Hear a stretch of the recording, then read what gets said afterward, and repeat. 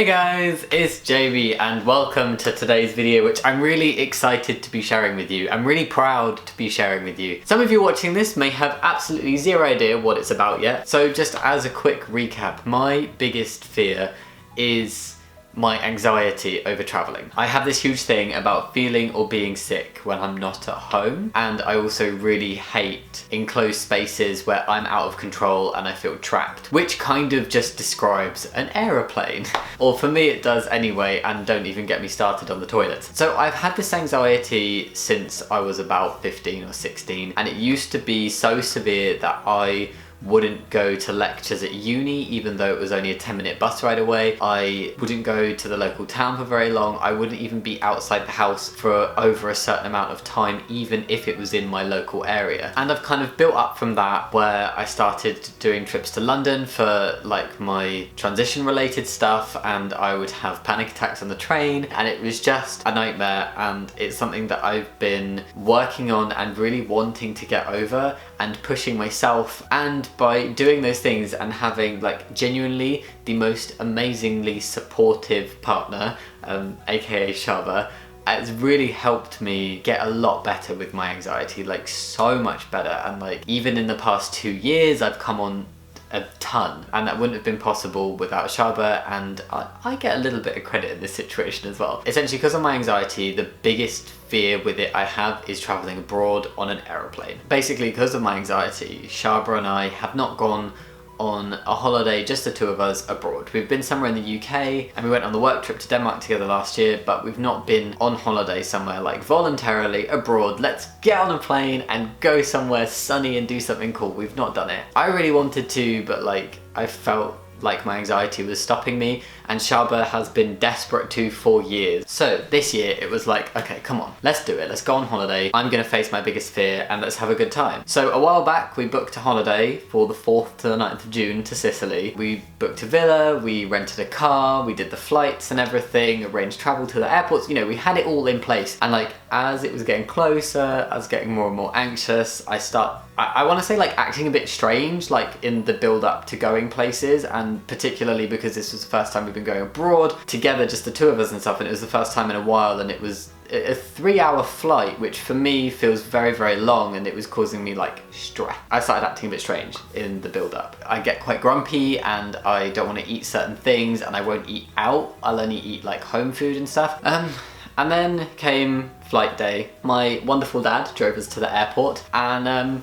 we got on a plane and we went to Sicily, and we had an amazing week, and then we got on a plane and we came home. And for the first time since I was a child, the enjoyment of a trip is overshadowing the anxiety it caused to go on it. Like, this feels like such a huge deal to me, because my anxiety's held me back in so many different ways over the years, and going on this holiday feels like a moment. Like, I feel like I've reached a massive milestone, and I actually just edited the little holiday vlog that you're gonna see in a minute. Sorry for rambling on so much. And I'm watching it going, I wish I was back there. Like, and that's a completely alien thing to me, because anywhere I've been since I've been older, I have always had so much anxiety. I've always been desperate to get home, and this time I wasn't desperate to get home, and actually I'm looking at the pool and I'm looking at the cool stuff we did, and I'm like, oh, I want to go back. And like, that's really cool. Like, I can't explain that. Wasn't without its wobbles. You will notice a distinct lack of footage of the journey there, like so the car ride and the plane ride and stuff, and then a distinct lack of footage of the journey home, and that's because they're the bits that I find hardest, particularly the journey there, because I'm not only doing the travel thing and getting on a plane, but also I'm traveling very far away from home, which is like another element of it. I have, with permission, used a few clips of Shaba's, but there was nothing on the way back because Shaba had a little accident with her camera. I'm sure she'll tell you all about it. Go check out her channel, by the way. On the way back, there were strikes. There were air traffic control strikes, which meant that our plane was grounded and we were sat boarded on a closed up plane. The pilot was telling us it could be anywhere from half an hour to 4 hours. And when I heard that, I freaked. I am only a little bit embarrassed to admit that I did cry on the aeroplane. And I kind of curled up in a ball, and I didn't know what to do because it was like my worst nightmare. Like, even the time after they shut the door and we're just waiting to get on the runway, I start feeling like panicky. So the idea of sitting there for 4 hours, like my knees are touching the chair in front, like I'm by the window seat, so there's like 2 people blocking me into, and oh no. So I was freaking out really bad, so like I didn't film anything on the way home. Fortunately, they opened up the front door and like Shaba told somebody that I was having trouble with being in the airplane, so they let me go stand outside the door on like the top step.